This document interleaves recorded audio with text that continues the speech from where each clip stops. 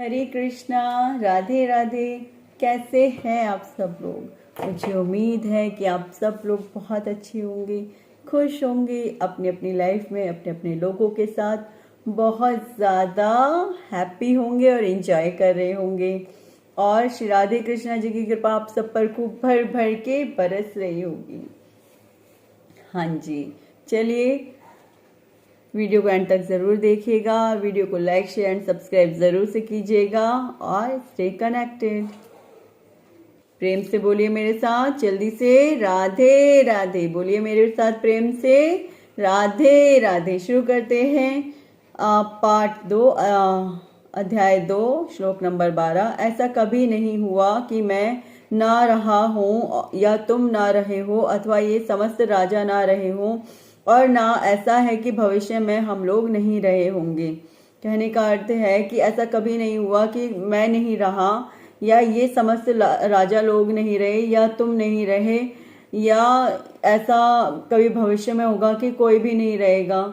मैं बार बार बताती हूँ, पहले भी मैंने बताया है कि आत्मा तो अजर है, अमर है, वो कभी नहीं मरती है। चेंज क्या हो जाते हैं? हमारा ये शरीर, ये शक्ल, ये मतलब सिर्फ चेंज क्या हो जाता है? सिर्फ हमारी शरीर शक्ल चेंज हो जाती है, बाकी सब तो एज इट इज रहता है। तो आत्मा तो अजर है और अमर है। और एक बात ना, आत्मा किसी के, देखिए, आत्मा ना किसी के सगे संबंधी है ना कुछ है। हाँ जी, लेकिन आत्मा को हमारे कर्मों का फल भोगना पड़ता है। ये सदैव रहता है कि आत्मा हमारे किए गए कर्मों का फल जरूर भुगतती है।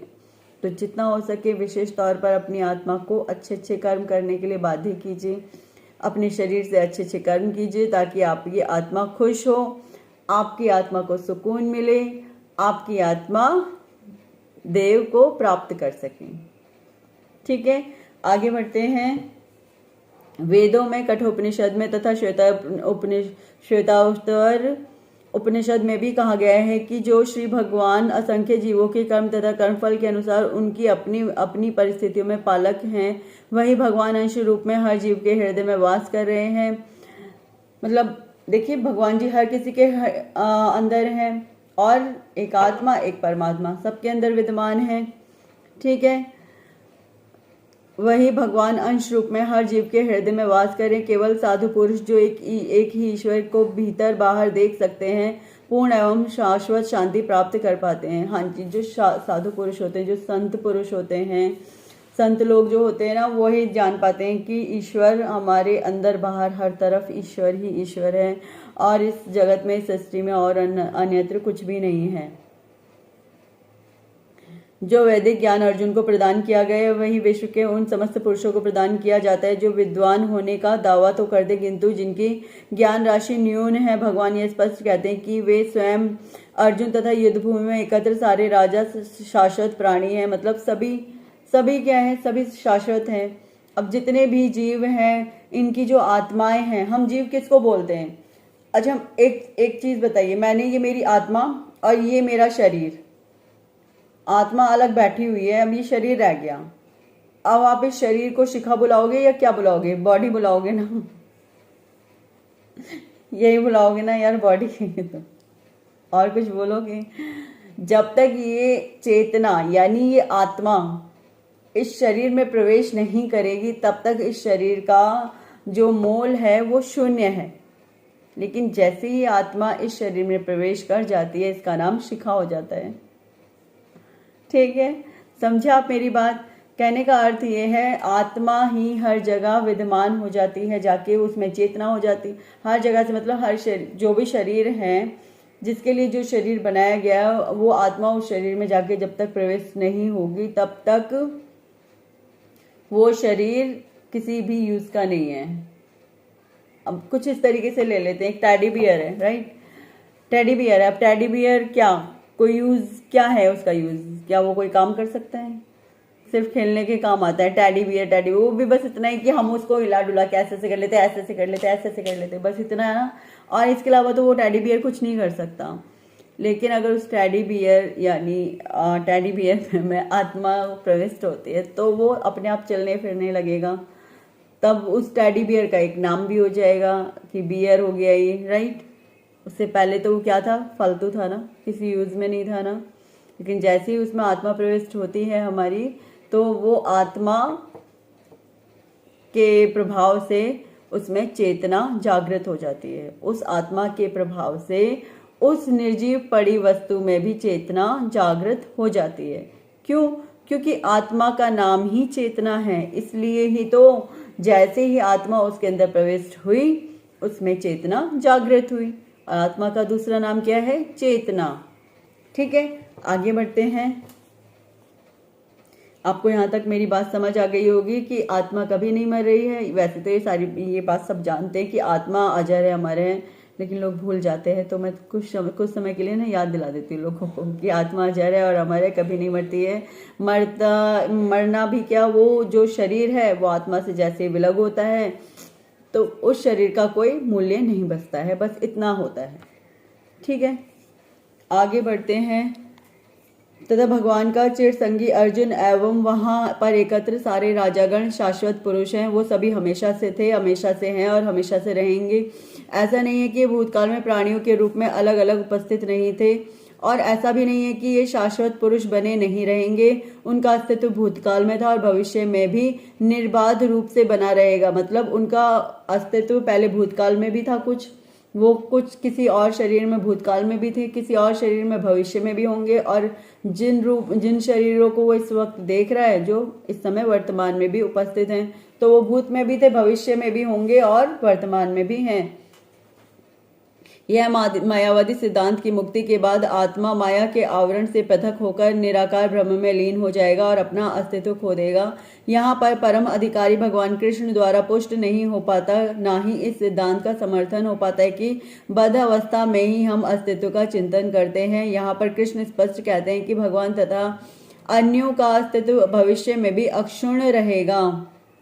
कहने का मतलब है कि जो आत्माएं हैं उनका अस्तित्व हमेशा रहेगा, वो अस्तित्व कभी भी खत्म नहीं होने वाला है, क्योंकि आत्मा कभी भी नहीं मरती है। वो अजर है, अमर है। वो किसी बम विस्फोट से नहीं मर सकती, किसी और चीज से नहीं मर सकती है, छुरे से, चाकू से, रस्सी लगा के आत्मा नहीं मरेगी। मतलब अगर कुछ चीज खत्म होती है तो वो शरीर, और शरीर का तो एक दिन ना एक दिन वैसे भी अंत होना ही है। ये कभी भी हमेशा के लिए नहीं है।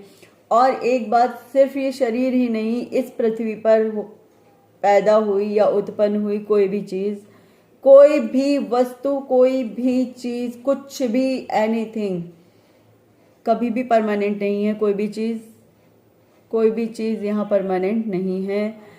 सब चीजें टेम्परेरी हैं, कुछ समय के लिए हैं, एक समय आने के बाद विनष्ट होना स्वाभाविक है। अब अगर अर्जुन उनको वैसे नहीं मारेगा तो एक समय आएगा जब उनकी मृत्यु होगी ही होगी, ऐसे नहीं तो वैसे होगी। तो अच्छा है अर्जुन अपने धर्म का पालन करे और जो उसका धर्म का कार्य है उस धर्म के कार्य को वो पूर्ण करे। कम से कम वो अपना धर्म भी निभाएगा, क्योंकि एज यूजल वो तो एक न एक दिन होना ही है कि सभी को यहाँ पर खत्म होना ही होना है। और एक बात कृष्ण भगवान ने शुरू में ही कह दिया था कि देखो, जिन्हें तुम आज यहाँ जीवित देख रहे हो ना, वो कल ही, मतलब एक दिन पहले ही, वो सभी के सभी मेरे मुख के ग्रास बन चुके हैं, यानी काल के ग्रास बन चुके हैं। तुम ये मत सोचो कि ये जीवित है, ये सिर्फ तुम्हें यहाँ दिख रहे हैं जीवित, एक्चुअली ये कल ही मर चुके थे। उन्होंने ऐसा करके भी दिखाया था जब उन्होंने अपना विकार बड़ा रूप लिया था, विराट रूप लिया था, तब ये करके भी दिखाया था कि एक तरफ से वो सारे के सारे जितने भी सैनिक थे सब एक तरफ से उनके मुख के अंदर जा रहे थे, और फिर वही सारे के सारे जीव दूसरी तरफ से दूसरा शरीर धारण करके मुख से बाहर निकल रहे थे। तो आत्मा कभी नहीं मरती, बस हाँ वो दूसरा रूप, दूसरा शरीर ले लेती है, जिसकी वजह से हम उन्हें पहचान नहीं पाते। बट एक होता है जिससे हम पहचान भी सकते हैं, वो है मेडिटेशन। आप अच्छे से मेडिटेशन कीजिए, कुछ टाइम बाद जब आपके अंदर इतनी समझ आ जाएगी ना, तो आप चीज़ों को पहचानना भी शुरू कर देते हो। आप कहोगे तू भी पहचानने लगी है। देखो, आपको मुझसे क्या करना है, आप अपने से मतलब रखिए। आपको मेडिटेशन करना है तो बताइए, आपको मेडिटेशन करना है तो मुझे बताइए कमेंट बॉक्स में, यस लिख दीजिए कि हाँ मैं मेडिटेशन करना है। देन ऑफ कोर्स मैं बताऊंगी आपको कि मेडिटेशन कैसे करना होता है। ठीक है, आगे बढ़ते हैं।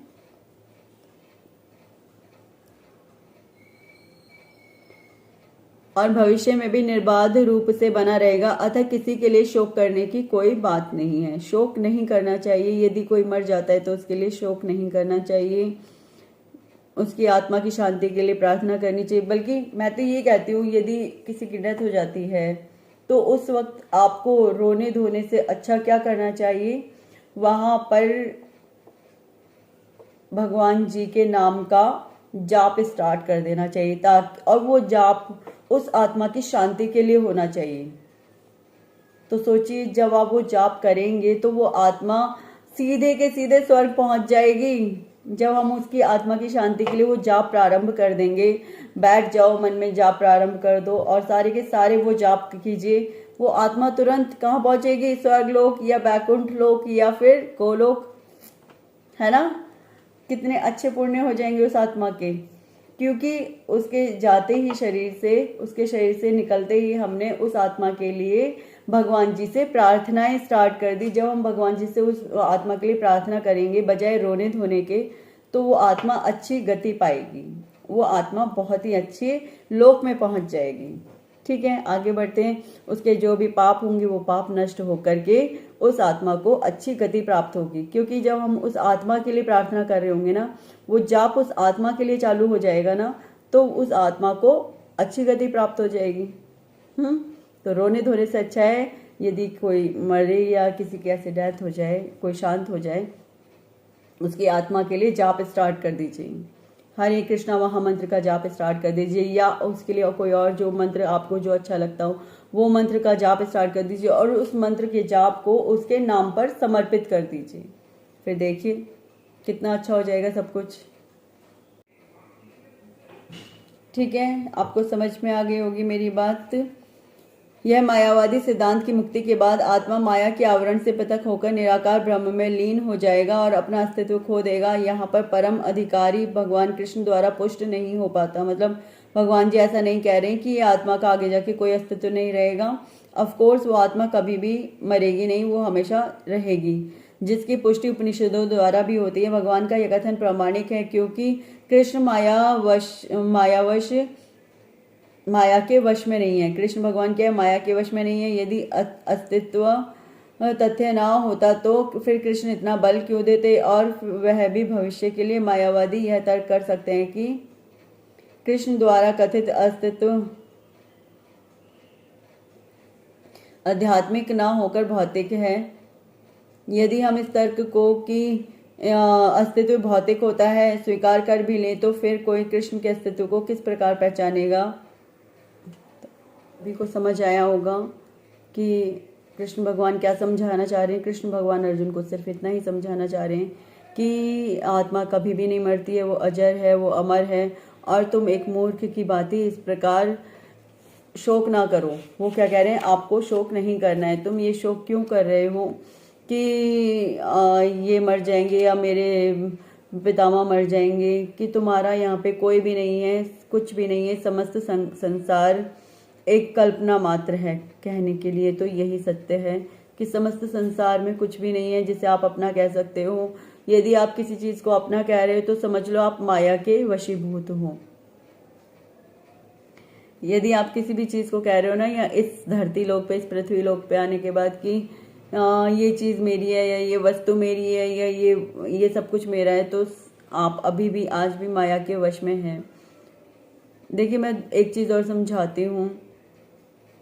दूसरों को दिखाने के लिए तो हाँ, एक बार को ये कहना भी पड़ता है कि ये चीज मेरी है, ये वस्तु मेरी है, या ये सब कुछ मेरा है। दूसरों को बताने के लिए तो कहना भी पड़ता है, लेकिन अपने अंदर से मानना अलग बात है। अब जैसे सपोज अर्जुन वैसे तो सबको बताने के लिए कहता है कि हाँ पितामह आप मेरे हैं, ये मेरे हैं, वो मेरे हैं, लेकिन अब यहाँ युद्ध की बात आई तो वो वास्तविकता में वो ही सब सोच रहा है, जबकि उसको क्या करना है, उसको अपना युद्ध का कार्य करना है ना। तो वो ना करके वो क्या कर रहा है, ये भी मेरे हैं, वो भी मेरे, मैं इनको कैसे मारूं, मेरे ही अपने लोगों को मैं कैसे मार सकता हूँ। लेकिन कृष्ण भगवान क्या कह रहे हैं, तुम्हें इस प्रकार शोक नहीं करना चाहिए, क्योंकि यहाँ पर तुम्हारा कुछ भी नहीं है।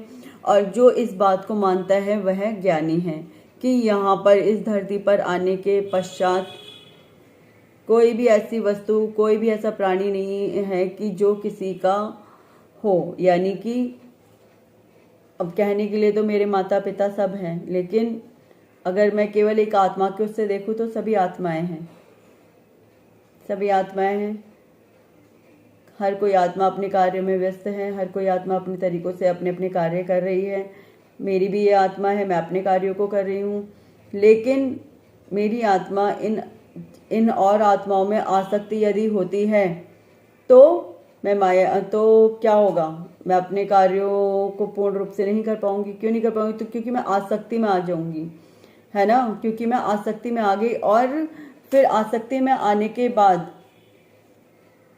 मैं किसी भी चीज में एक भाव नहीं रख पाऊंगी, समभाव नहीं रख पाऊंगी। सभी प्राणियों के लिए एक ही भाव ना रख पा करके मैं क्या कहूंगी, ये मेरे माता पिता है, मैं तो इनसे अधिक प्रेम करती हूँ, मेरे भाई बहन है, मैं तो इनसे अधिक प्रेम करती हूँ। लेकिन इसी के विपरीत मैं ये कहती हूँ कि मैं भी आत्मा हूँ और ये सभी भी आत्माएं हैं, और मैं सभी आत्माओं को एक ही नज़र से, एक ही दृष्टि से देखती हूँ, सबके प्रति एक ही संभाव रखती हूँ। तो इसका मतलब यही होगा कि मेरे अंदर इन चीज़ों के प्रति या किसी भी चीज़ के प्रति आसक्ति नहीं है। आई होप आप लोग अच्छे से समझ गए होंगे जो मैंने आपको समझाना था, जो मैं समझाना चाहती थी आपको। मुझे उम्मीद है कि आप बहुत अच्छे से समझे होंगे, ठीक है। और यदि नहीं कुछ समझ में आया तो प्लीज़ मुझे बताइएगा कि आपको क्या समझ नहीं आया है। मैं उसी चीज़ पर आपको दोबारा से समझाऊंगी कि आपको जो समझ नहीं आया। ओके, इसी के साथ हम विदा लेते हैं, और प्रेम से बोलिए मेरे साथ राधे राधे। प्रेम से बोलिए मेरे साथ सभी लोग राधे राधे। हरे कृष्णा।